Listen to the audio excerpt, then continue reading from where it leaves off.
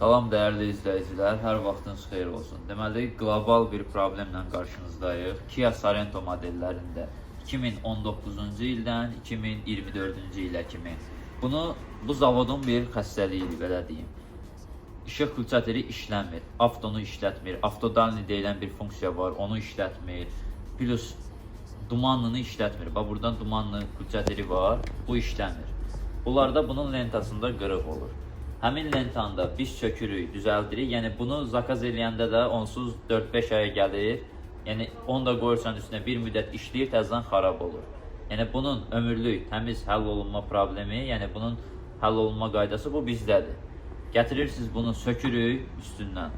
İdeal vəziyyətdə işləyirik, həll edirik, qoyuruq maşının üstünə, təhvil veririk sizə. Qaydasında da işləyir.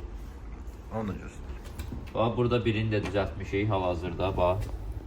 Yəni bu zavod bunu bu formada, yəni bu zavoskoy problemdir, belə deyə. Zavoskoy defektdir. Bunu səhv qoyub. Biz bunu elə həll edirik ki, yəni zavoddan da daha güclü olur. Bax qardaşım, bu patvarnik görsən, yanır qabaqda. Bu blijni yanır.